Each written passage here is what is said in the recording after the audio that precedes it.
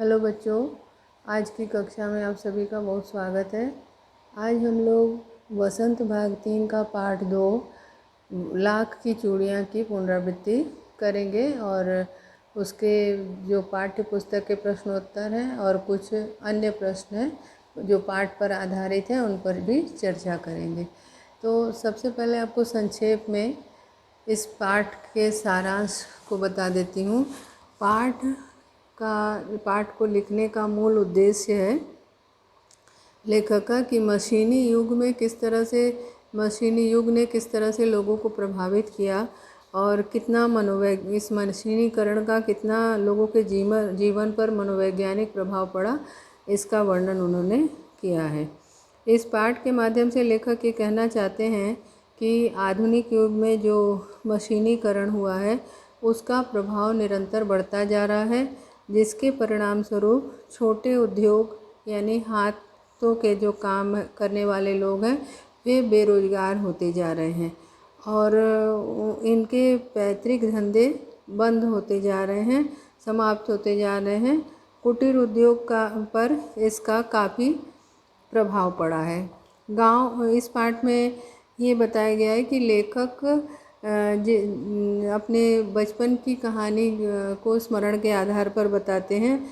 वे बचपन में गर्मी की छुट्टियों में अपने नानी के गांव जाया करते थे। वहाँ नानी के गांव में एक मनिहार रहा करता था जिसका नाम था बदलू। बच्चे उसे प्यार से बदलू काका बुलाते थे। हालांकि लेखक के नानी का घर था, तो अगर रिश्ते में देखा जाए तो वो उसे बदलू मामा बोलना चाहिए था, लेकिन बच्चों के साथ वह भी उसको बदलू काका ही बोलता था और गांव भर में उसे बदलू काका ही सबसे अच्छे लगते थे क्योंकि वे उसे रंग बिरंगी गोलियां बनाकर देते थे। दोपहर का समय लेखक का बदलू के घर ही बीतता था। वह बड़े ध्यान से बदलू को लाख की चूड़ियाँ बनाते हुए देखता था और बदलू भी काम के बीच में उसे कोई एक आध रंग बिरंगी गोलियाँ रोज़ उसे दिया करता था। बच्चों को तो गोलियाँ पसंद हैं ही, तो उसे भी ये गोलियाँ बहुत पसंद थी और इसी कारण वह रोज़ वहाँ जाया करता था। उसके 2-3 साल के बाद उसके पिता की बदली हो गई और वह जो है दूसरे जगह स्थानांतरण होने के कारण अब वह गांव में नहीं आता था। करीब 8-10 साल बाद जब वो गांव आया तो उसने देखा बहुत दिनों बाद उसने घर में अपने मामा की लड़की के हाथ में कांच की चूड़ी पहने हुए देखा और कांच की चूड़ियों के टूटकर गड़ जाने से उसके हाथ से खून निकल रहा था, जिसके कारण उसे ही उपचार के लिए जाना पड़ा डॉक्टर के पास। तो तभी उसे अचानक बदलू काका की याद आ जाती है और वह अपने मन में निश्चय करता है कि वह बदलू काका से मिलने जाएगा। शाम को जब वो बदलू काका से मिलने गया तो बदलू काका उन्हें पहचान नहीं पाते हैं और फिर वो अपना परिचय देता है जनार्दन के नाम से। फिर बदलू काका उसे पहचानते हैं और पहचान कर बड़ा आवभगत करते हैं।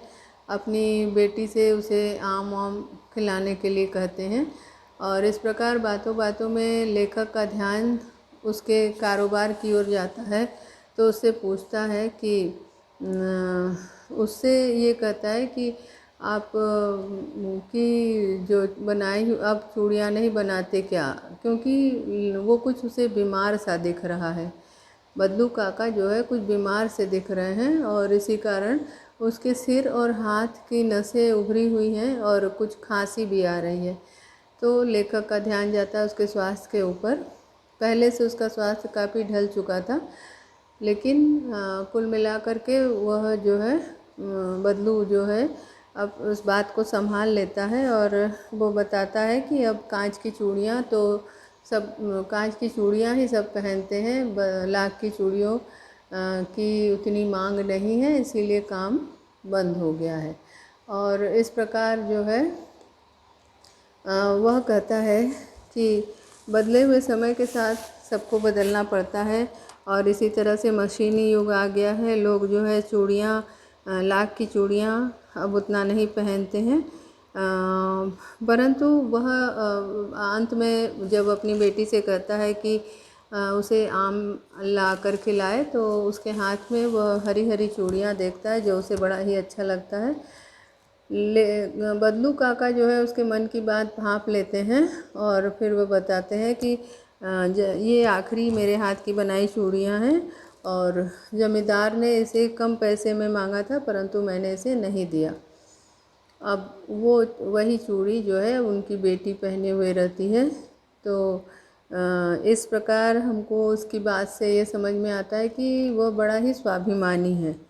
वह जो है ऐसे वह बिना पैसे में ही दे देता था कई बार चूड़ियाँ, परंतु जब शादी या कोई शुभ कार्य पड़े तो वह जो है मुँह मांगा वो पैसा नहीं, सामान के रूप में वह जो है अपने चूड़ियों को देता था।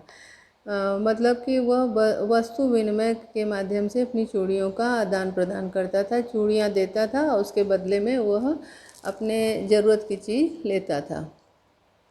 लेकिन शादी ब्याह के मामले में वह जो है अपनी पत्नी के लिए कपड़े फिर और भी सामान आदि की मांग करता था और लोग उसे देते थे।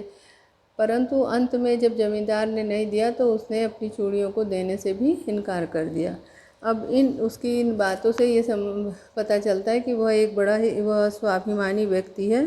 तभी उसने चूड़ियों के जोड़े जो है कम दामों में देने के लिए तैयार उसने नहीं दिया और वह उन चूड़ियों को अपने पास रख लिया।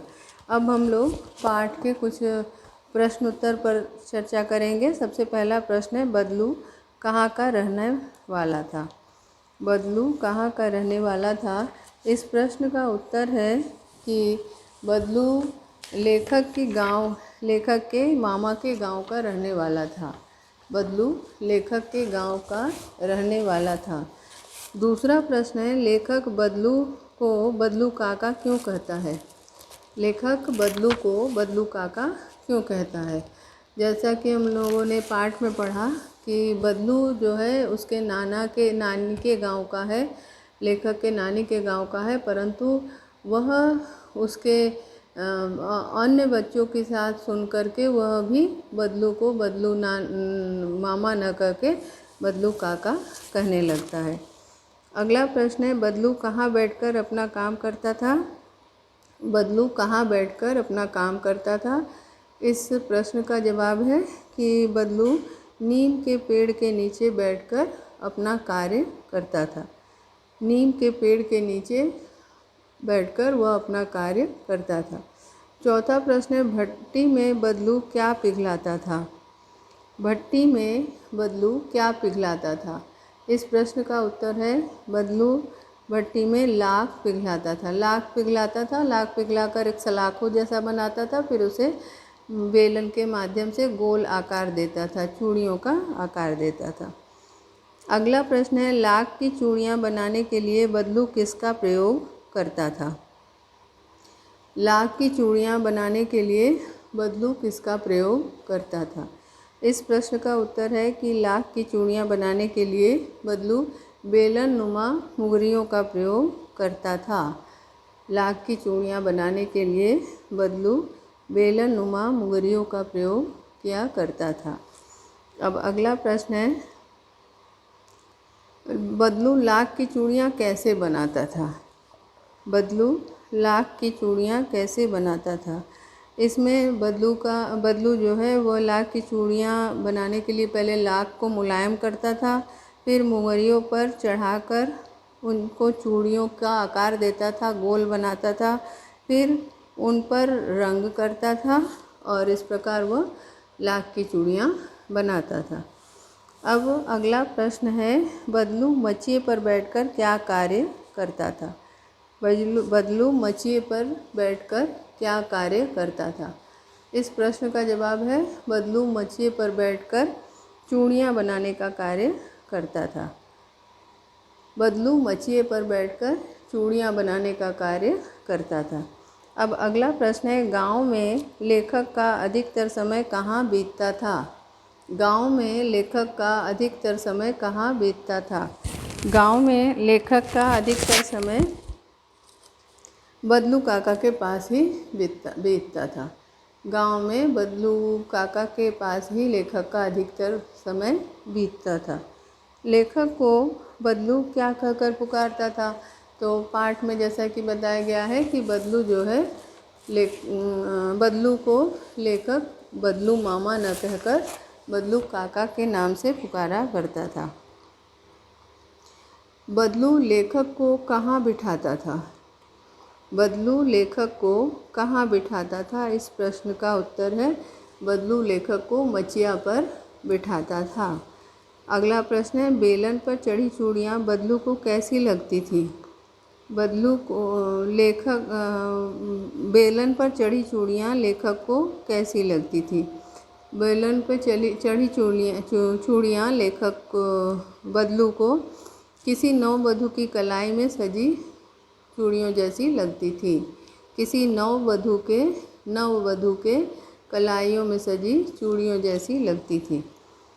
अब अगला प्रश्न है कि बदलू का पेशा क्या था? बदलू क्या करता था? तो बदलू क्या था जैसे पेशे से? तो बदलू पेशे से मनिहार था। चूड़ी बनाने वाले को मनिहार कहते हैं, तो बदलू पेशे से मनिहार था। अगला प्रश्न है बदलू का पैतृक पेशा क्या था? बदलू का पैतृक पेशा क्या था? बदलू का पैतृक पेशा था लाख की चूड़ियाँ बनाना। बदलू का पैतृक पेशा था लाख की चूड़ियाँ बनाना। उसकी बनाई चूड़ियों की खपत कहाँ होती थी?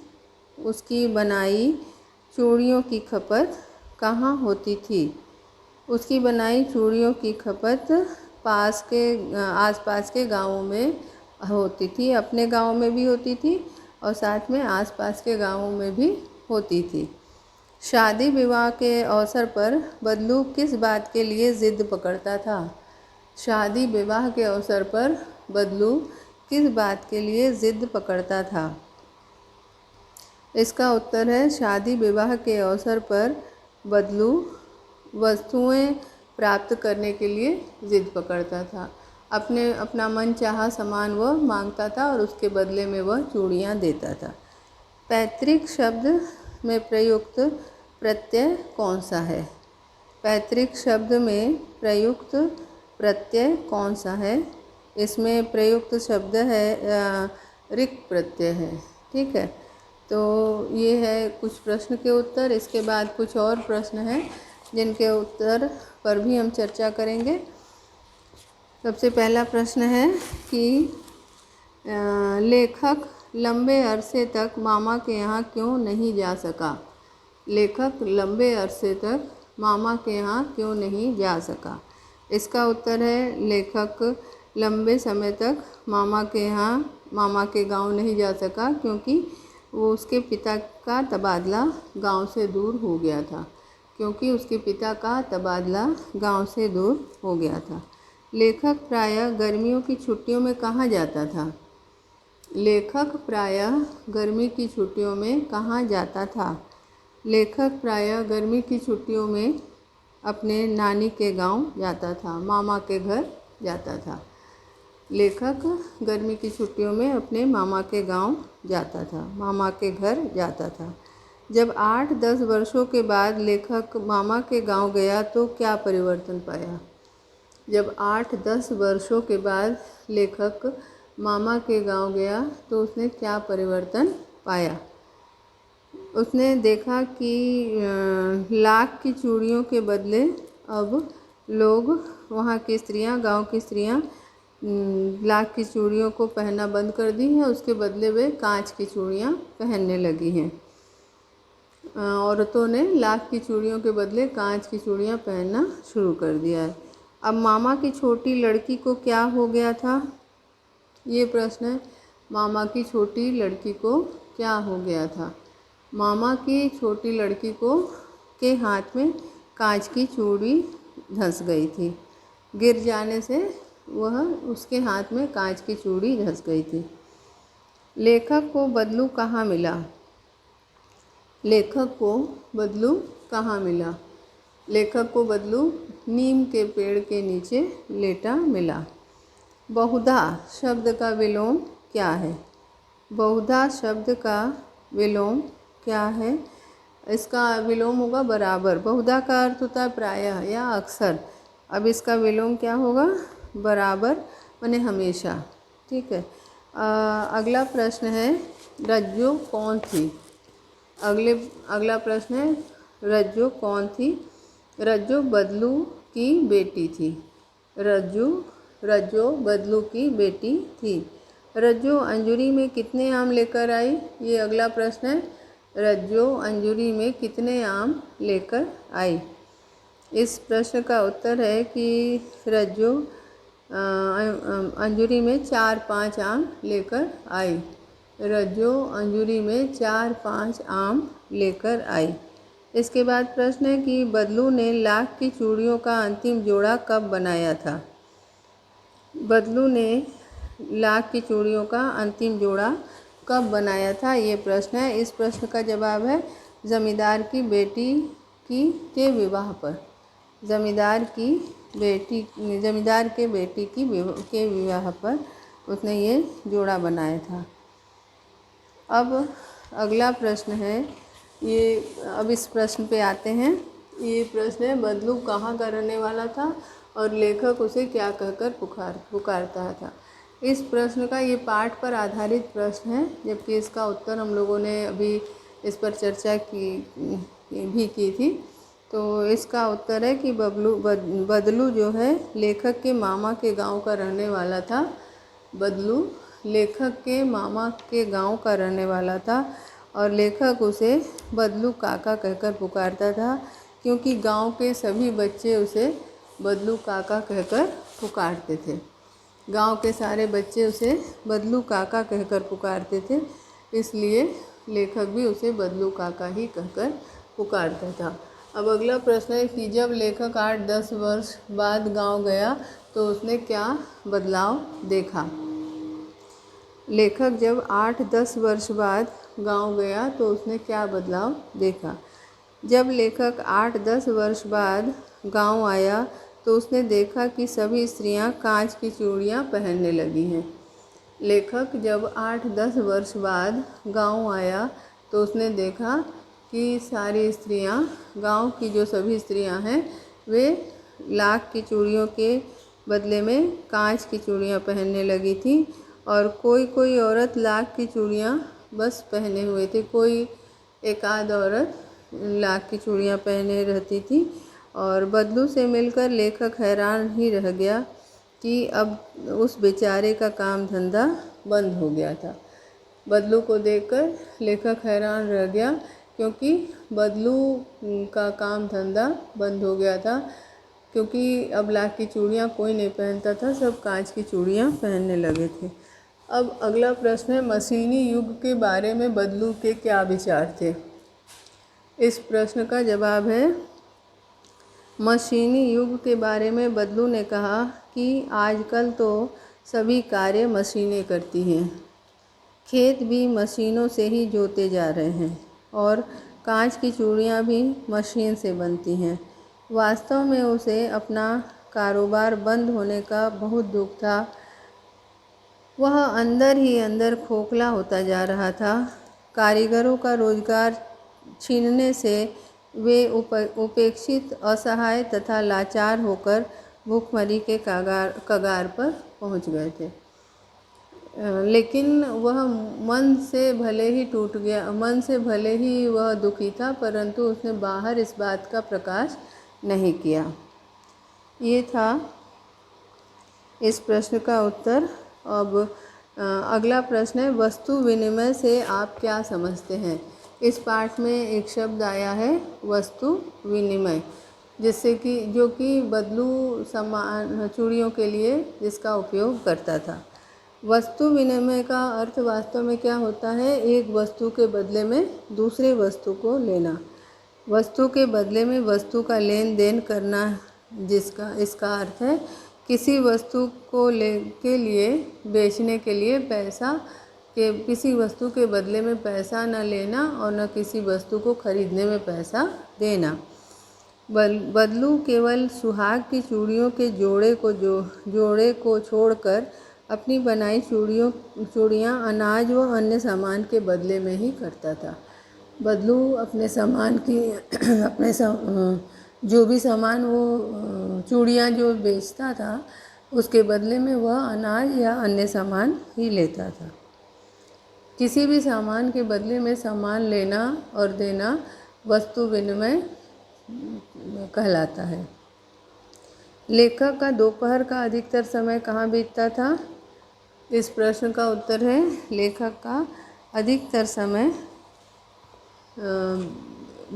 अधिकतर समय बदलू के घर ही बीतता था। अब आप ये बताइए वस्तु विनिमय में कौन सा समास है? वस्तु विनिमय में कौन सा समास है? वस्तु विनिमय में द्वंद्व समास है। वस्तु विनिमय में तत्पुरुष समास है। वस्तु विनिमय में संबंध तत्पुरुष समास है। तत्पुरुष समास में कर्म से लेके अधिकरण तक के कारक चिन्हों का लोप होता है। जैसे वस्तु का विनिमय, यहाँ पे का कारक चिन्ह का लोप हुआ है, तो यहाँ पे वस्तु विनिमय में तत्पुरुष समास है। बदलू के काम बंद होने का क्या कारण था? ये प्रश्न है। बदलू के काम बंद होने का कारण क्या था?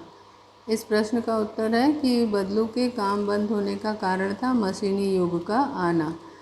मशीनी युग के आने के कारण बदलू का काम बंद हो गया था, क्योंकि कांच की चूड़ियाँ मशीनों से बनती थीं और लोग ये कांच की चूड़ियाँ ही ज़्यादा पहनने लगे थे।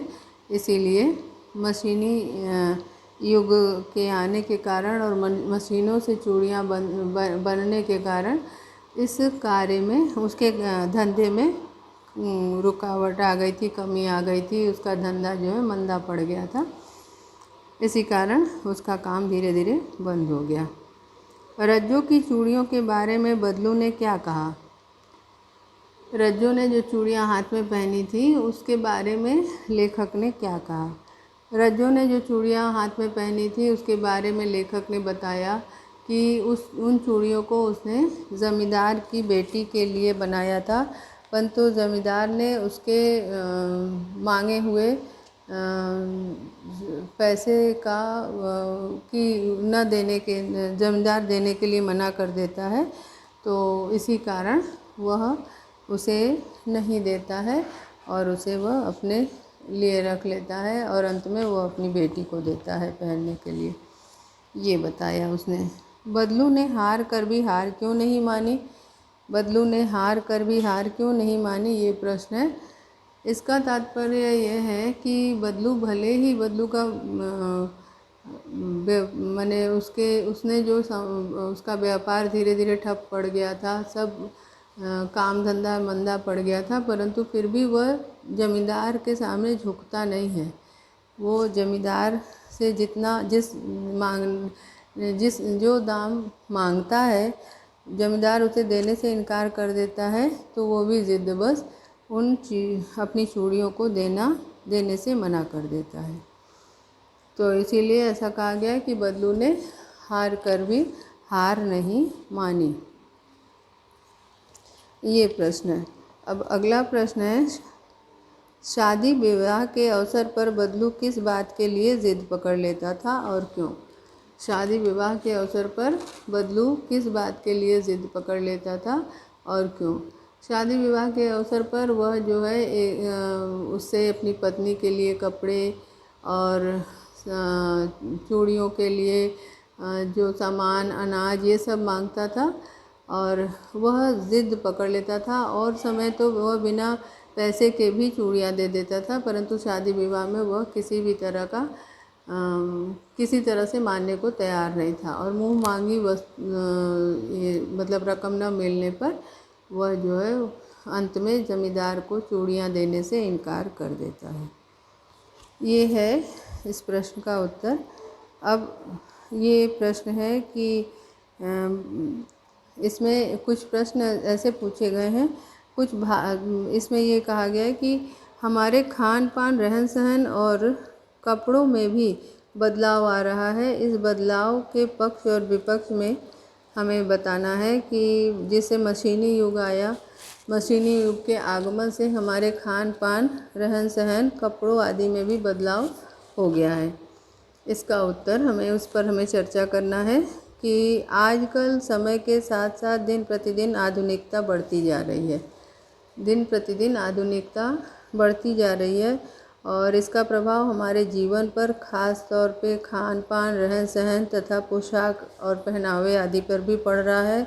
इस बदलाव का असर सबके ऊपर हमें देखने को मिलता है।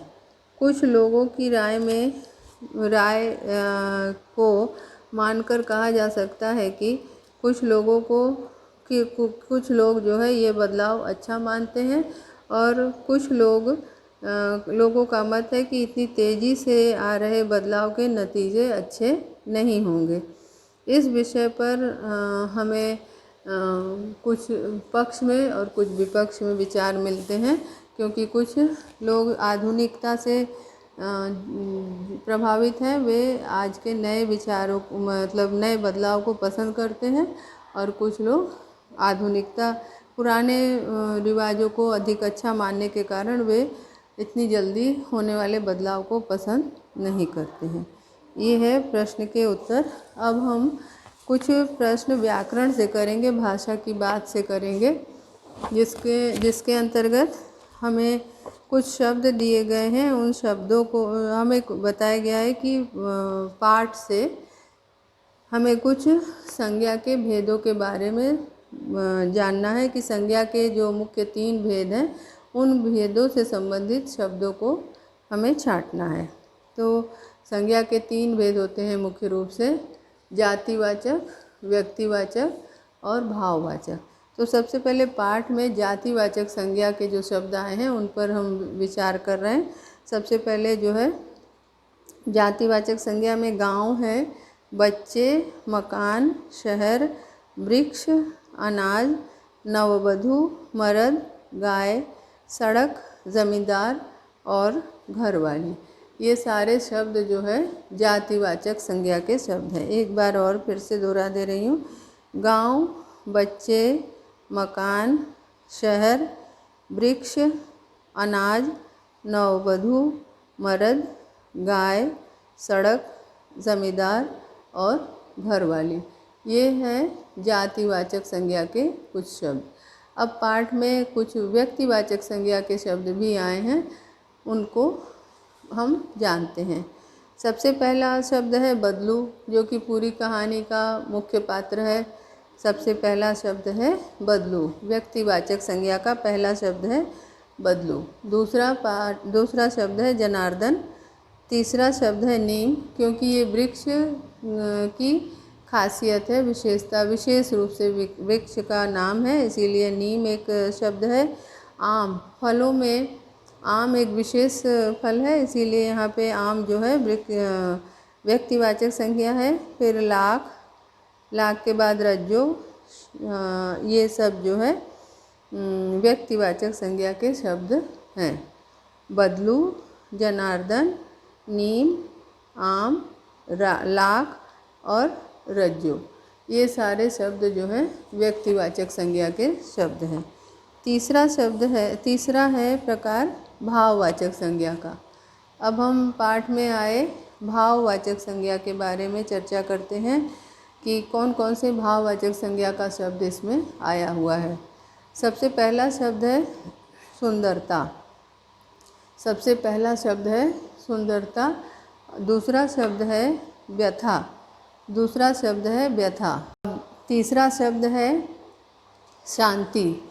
तीसरा शब्द क्या है? शांति। चौथा शब्द है व्यक्तित्व। चौथा शब्द है व्यक्तित्व। पांचवा शब्द है मोक्ष और छठवां शब्द है महत्व। सातवां शब्द है पढ़ाई और उसके बाद घरवाली। तो ये हैं भाववाचक संज्ञा के शब्द। कुल मिला के 3 संज्ञाएँ होती हैं, व्यक्तिवाचक, जातिवाचक और भाववाचक। तो मुख्य जो शब्द हैं वे हमें बताया गया है पाठ के अंतर्गत तीनों संज्ञाओं को हमें चुनकर बताना था।